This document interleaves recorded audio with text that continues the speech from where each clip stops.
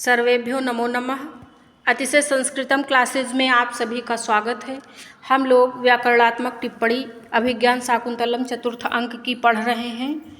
तो अंतर्हिते शशिन शैव कुमुदवती में इस श्लोक की व्याकरण हम लोग पढ़ रहे थे पार्ट 2 में। तो इसके आगे हम लोग पढ़ते हैं। तो विलंब न करते हुए स्टार्ट किया जाए। भाग 3 प्रतिबुद्धापि। प्रतिबुद्धापि दिया है ना। प्रतिबुद्धापि का अर्थ है जाग कर भी।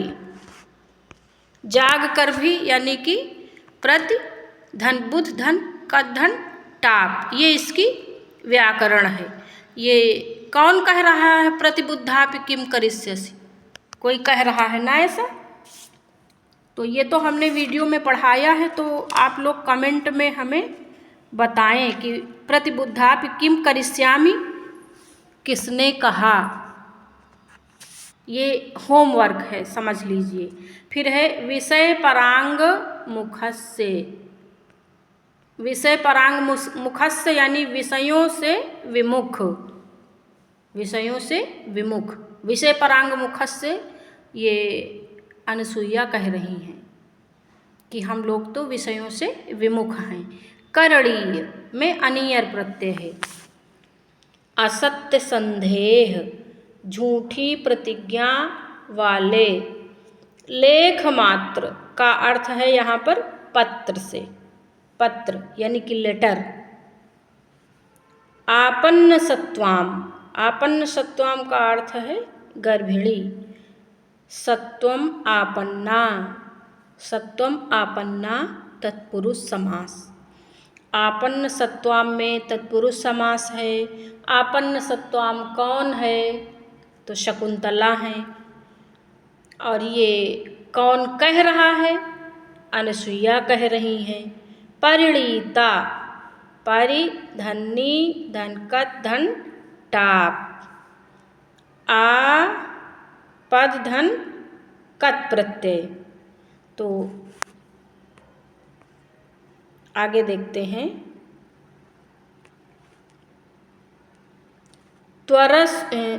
त्वरस्व, शीघ्रता करो। कोई कह रहा है ना, वो प्रियंवदा कह रही है ना, त्वरस्व त्वरस्व, शीघ्रता करो शीघ्रता करो, वहीं से है ये व्याकरण। प्रस्थान कौतुकम, प्रस्थान यानी कि मांगलिक कार्य।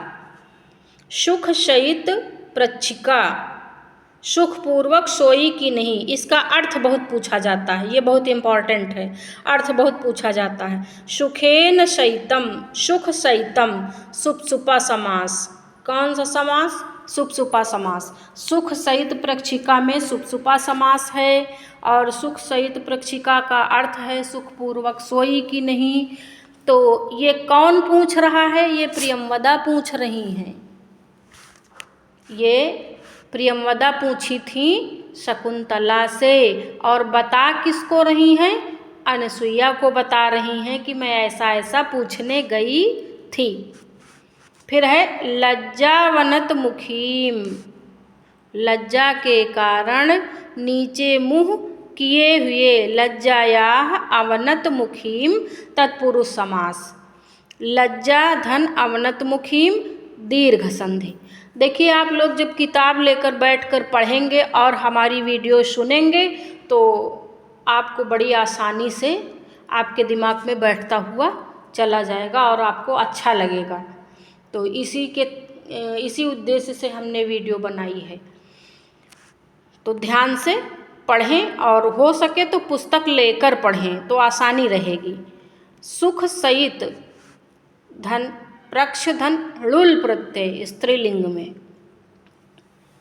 गतास्मि माने गई थी।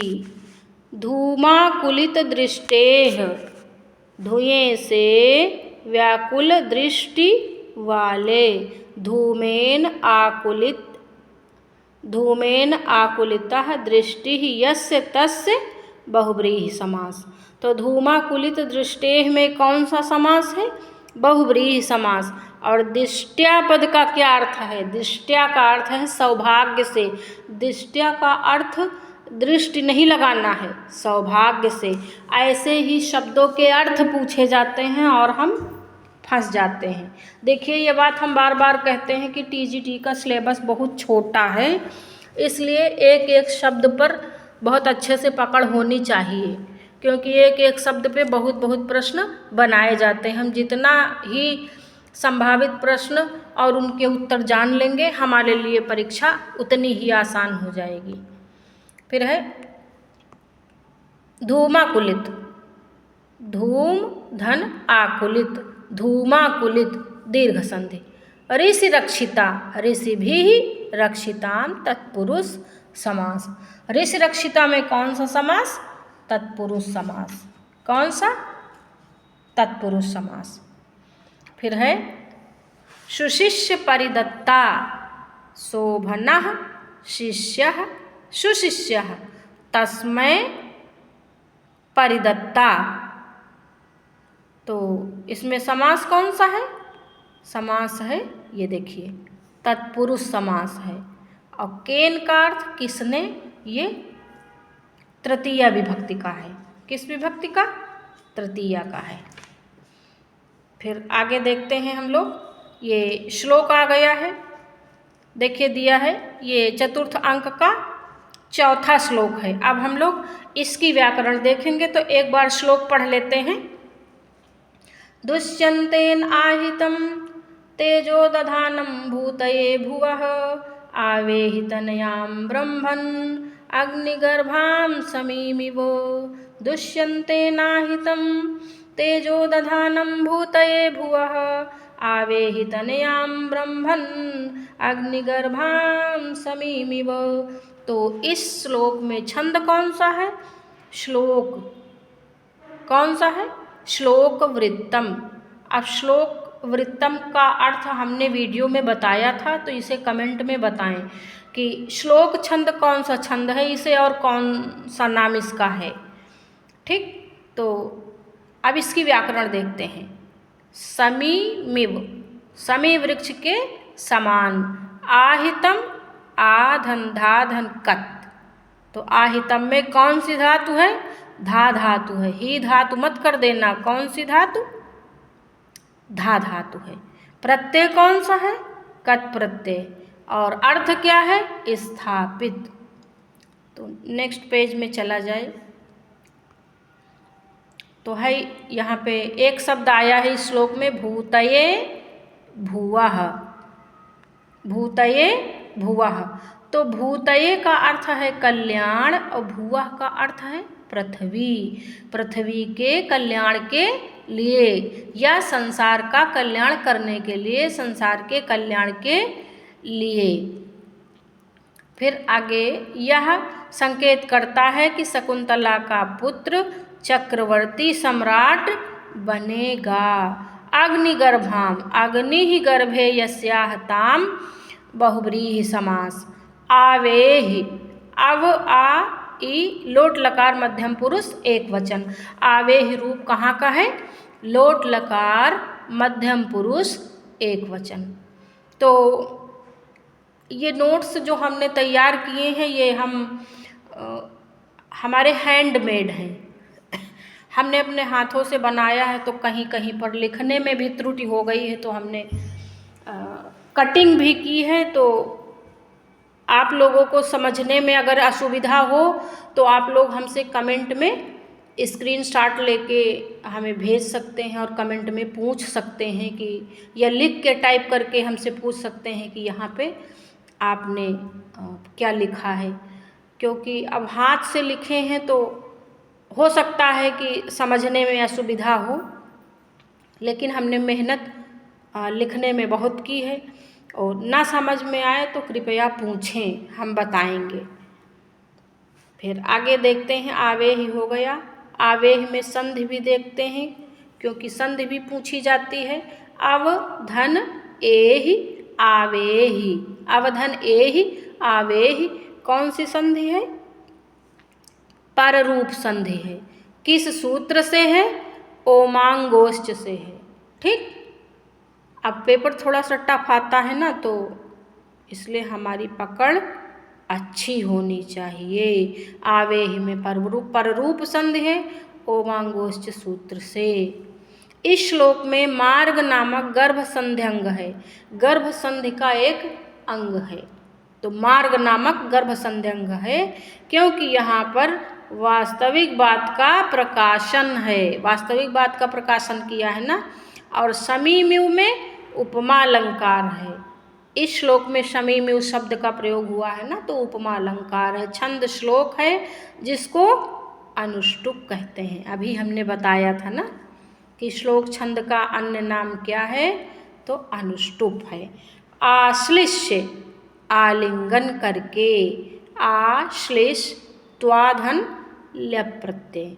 आश्लिष्य की व्याकरणात्मक टिप्पणी क्या है? आश्लिष त्वाधन ल्यप। परितोषम संतुष्टि, निर्वृत्ता माने सुखी, तपस्विनी तपस्विंधन गीप प्रत्यय।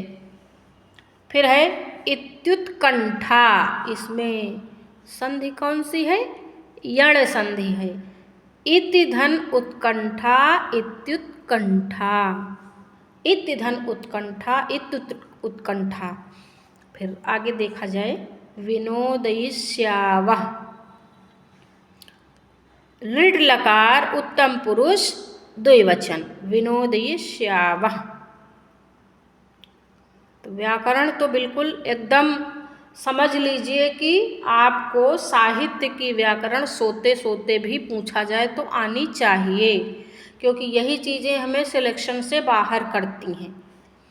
फिर है चूत शाखावलंबिते, आम की शाखा से लटके हुए। अवलंबिते का अर्थ है लटकना।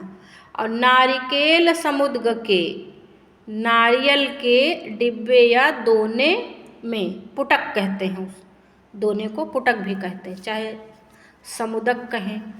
नारिकेलस से समुद्ग के, कौन सा समास? तत्पुरुष समास। नारिकेल समुद्ग के में तत्पुरुष समास, और इसका समास विग्रह है नारिकेलस समुद्ग के। कालांतर क्षमा, कालांतर क्षमा कौन है? लंबे समय तक रुकने वाली गंध। ऐसी माला जिसमें केसर की या मौलसीरी की ऐसी माला जिसमें लंबे समय तक जो सुगंधित रहती है, उसे कालांतर क्षमा कहते हैं।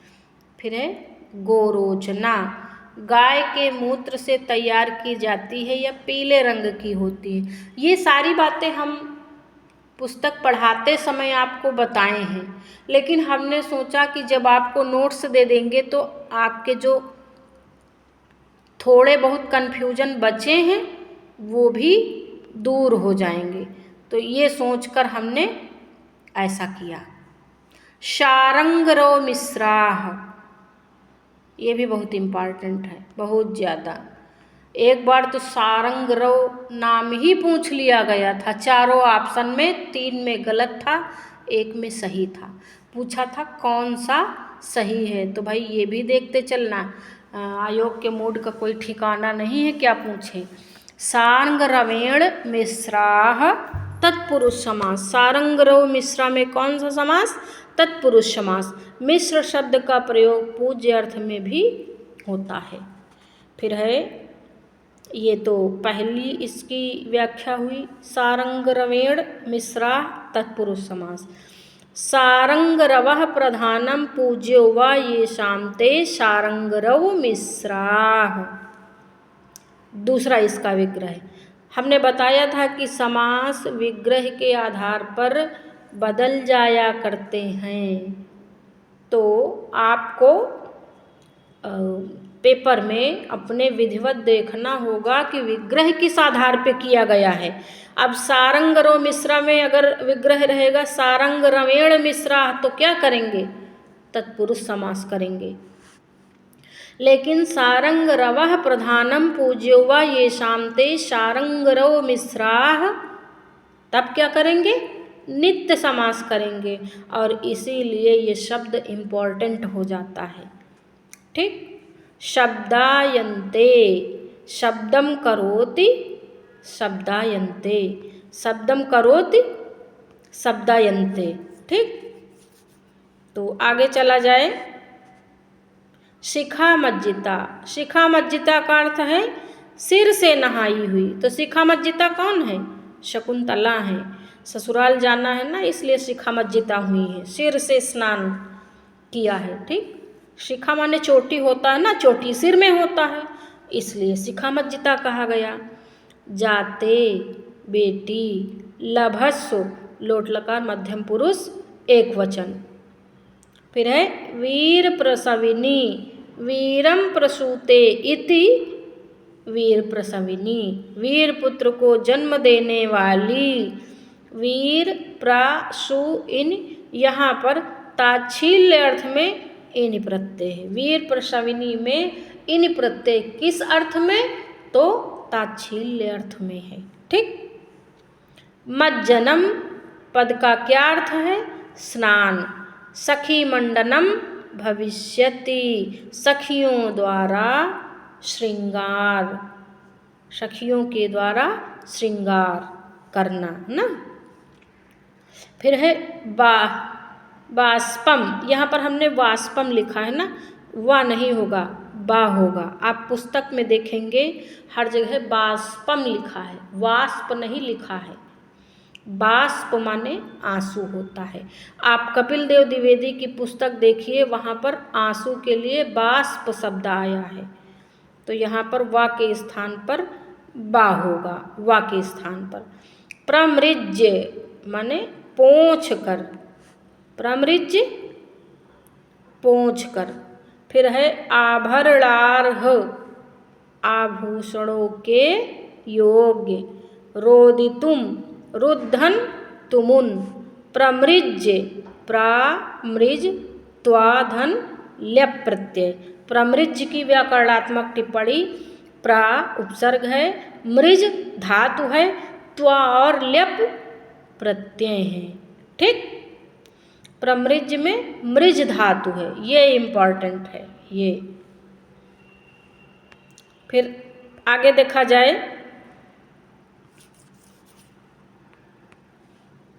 वनस्पतिभ्यः, वनस्पतिः, वनस्पतिभ्यः, वन धन पति। जिन वृक्षों पर बिना फूलों के फल आते हैं उन्हें क्या कहते हैं? वनस्पति कहते हैं। मनुस्मृति के अनुसार, मनुस्मृति में वनस्पति की जो परिभाषा बताई गई उसमें कहा गया वनस्पति उसे कहते हैं जिन वृक्षों पर बिना फूलों के ही फल आते हैं, इसीलिए वनस्पति कहा गया। क्षौमम, क्षौमम का अर्थ है रेशमी वस्त्र। छुमायाः विकारः क्षौमम, छुमाधन अड़। ये भी बहुत पूछा जाता, बड़ा इम्पॉर्टेंट है क्षौमम। क्षौम कहते हैं रेशम को, छुमा, और छुमा का विकार क्षौम होता है।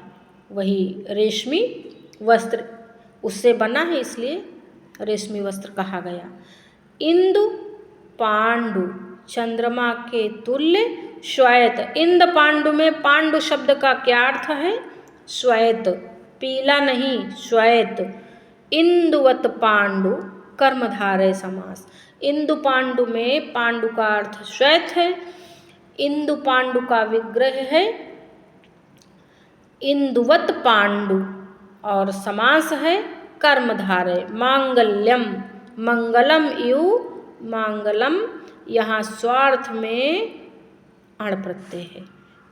ठीक, स्वार्थ में, मांगल्यम में स्वार्थ में अण प्रत्यय है। आविष्कृतम, आविष्कृतम का अर्थ है प्रकट किया। आविष्कृ धन कत प्रत्यय। निष्ठयूतः, निकाला या उगला। निष्ठव धन कत धन ऊठ प्रत्यय, ये भी इम्पॉर्टेंट है। कौन सा प्रत्यय है? ऊठ प्रत्यय है। और नी उपसर्ग है, स्ठव धातु है। चरणोपराग सुभगः, चरणयोः उपरागे सुभगः तत्पुरुष समास। पैरों को रंगने के योग्य। फिर है लाक्षारसः। लाक्षारसः का अर्थ होता है महावर। लाक्षारस का क्या अर्थ है? महावर। तो ये किस श्लोक की व्याकरण हम लोग पढ़ रहे हैं? एक श्लोक है ना शार्दूल विक्रीडित छंद में, क्षौमम केनचिद इंद पांडु तरुणा, है ना, ऐसा है ना, क्षौमम केनचिद इंद पांडु तरुणा मांगल्यम आविष्कृतम निष्ठयूत चरणोपराग सुभगो लाक्षारसः केनचिद अन्येभ्यो वन देवता करतलैर आपर्व भागोत्थितैः दत्तान्यभरणानि नः किसलयोद्भेद प्रतिद्वंद्विभिः। ऐसा श्लोक है ना शार्दूल विक्रीडित छंद में। तो ये इसी वाले श्लोक की व्याकरण है। आज यहीं तक, और अगली व्याकरण हम लोग नेक्स्ट वीडियो में पढ़ेंगे। वीडियो कैसा लगा हमें कमेंट ज़रूर करें, लाइक करें, शेयर करें और सब्सक्राइब भी करें, क्योंकि बहुत बार वीडियो नहीं मिलती है। तो अगर आप सब्सक्राइब किए रहेंगे तो हमारी वीडियो आपको तुरंत मिल जाएगी। और धन्यवाद हमारा वीडियो देखने के लिए।